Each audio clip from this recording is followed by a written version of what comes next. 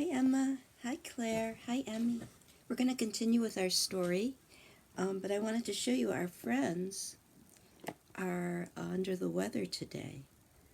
They may have a cold, nothing serious, but they just need to rest a little bit. So they're going to listen to the story from their beds. Okay? Okay.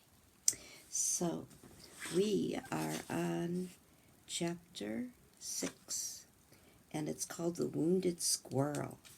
We have to see what happens. Remember the hawk had hurt the squirrel, and little Tommy Stubbins is showing the squirrel to Dr. Dolittle, right? So, inside, we found my father busy practicing on the flute beside the fire. This he always did, every evening, after his work was over.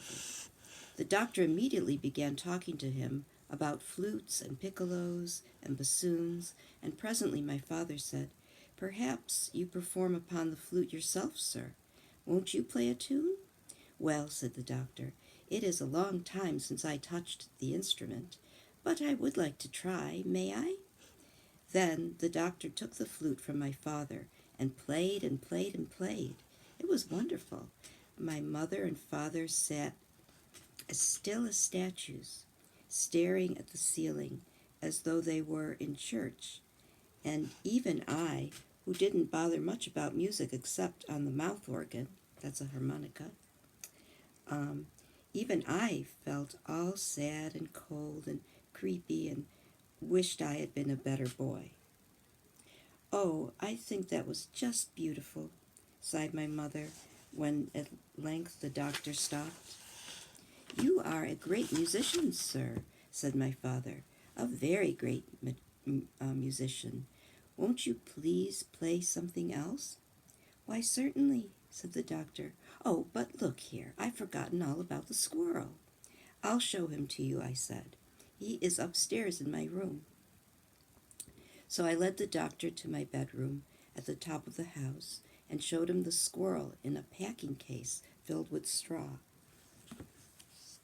The animal, who had always seemed very much afraid of me, though I had tried hard to make him feel at home, sat up at once when the doctor came in the room and started to chatter.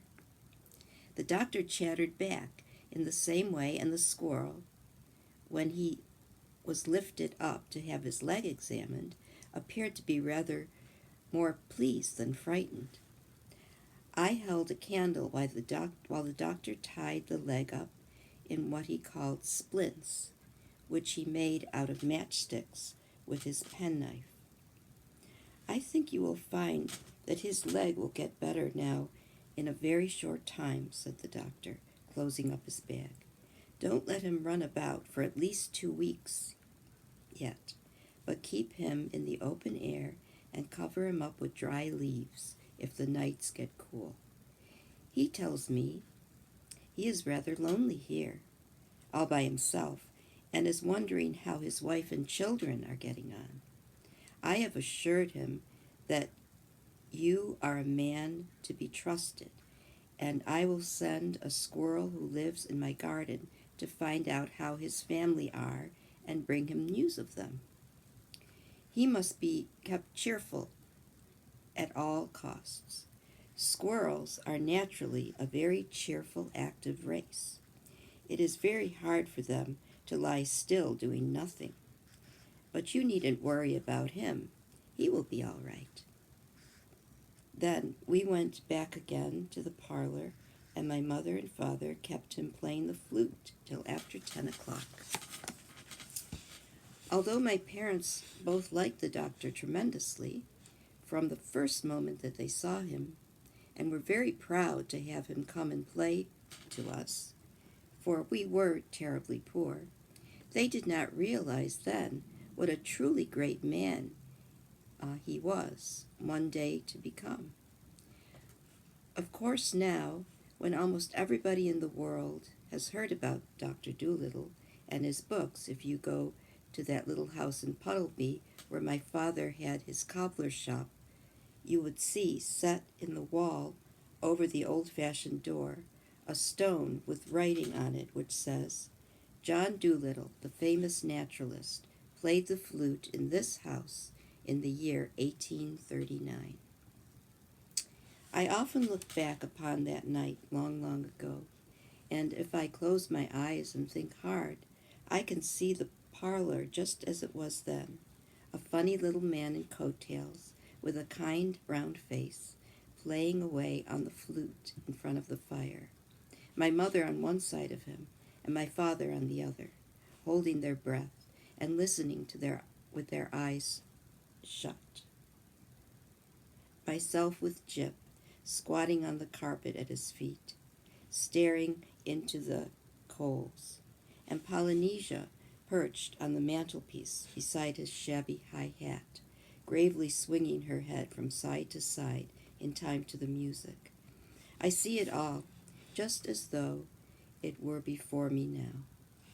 And then I remember how, after we had seen the doctor out at the front door, we all came back to the parlor and talked about him till it was still later, and even after I did go to bed. I had never stayed up so late in my life before. I dreamed about him and a band of strange, clever animals that played flutes and fiddles and drums the whole night through. Okay, chapter 7, called Shellfish Talk. The next morning, although I had gone to bed so late the night before, I was up frightfully early.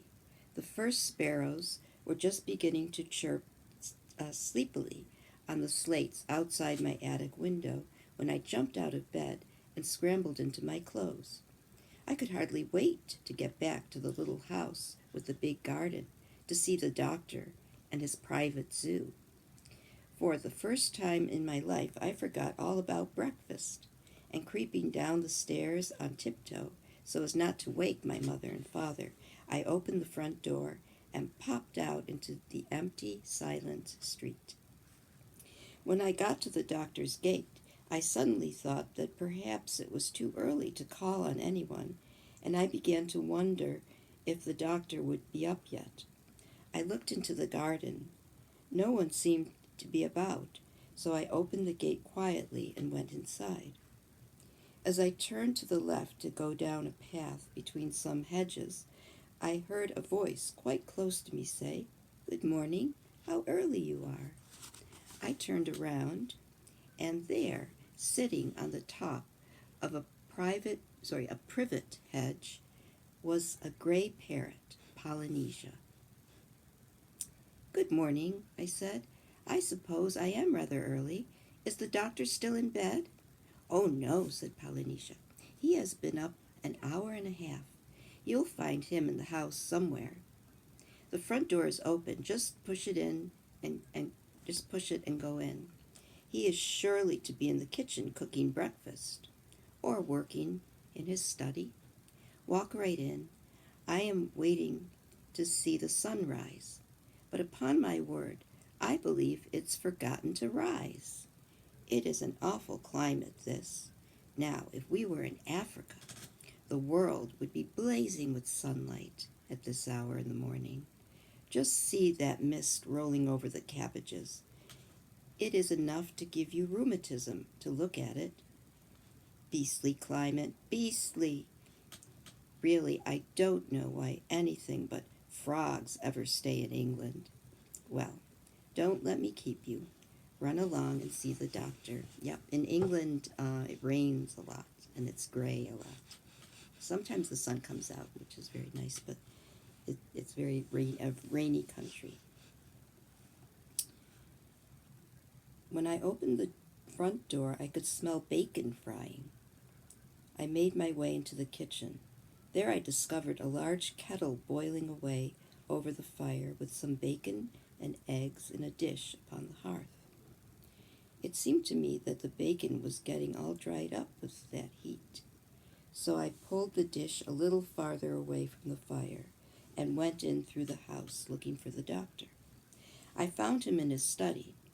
I did not know then that it was called the study.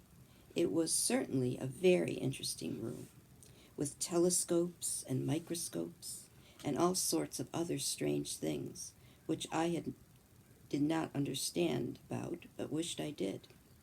Hanging on the walls were pictures of animals and fishes and strange plants and collections of birds' eggs and seashells in glass cases, kind of like the Museum of Natural History, right, Emma? The doctor was standing at the main table in his dressing gown.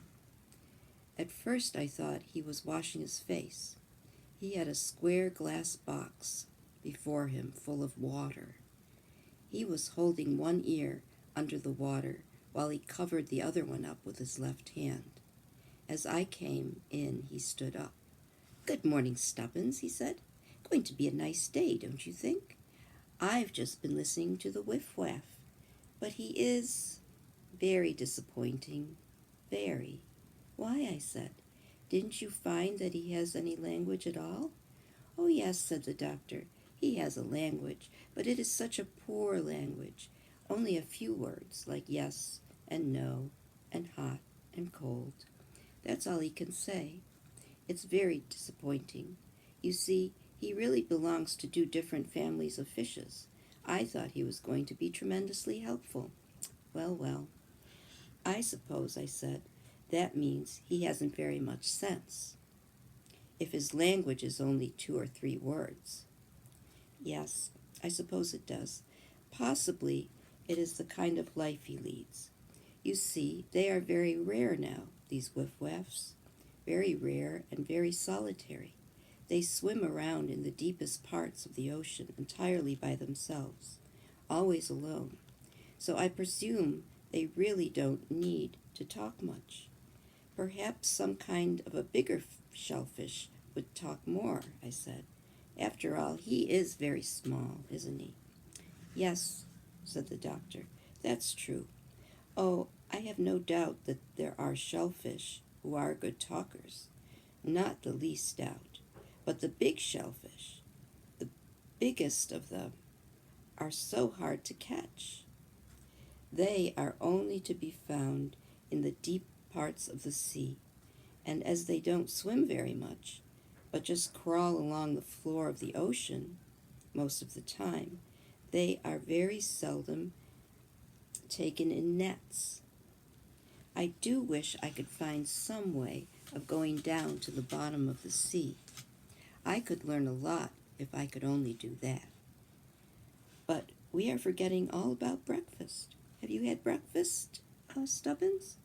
I told the doctor that I had forgotten all about it, and he at once led me to the kitchen.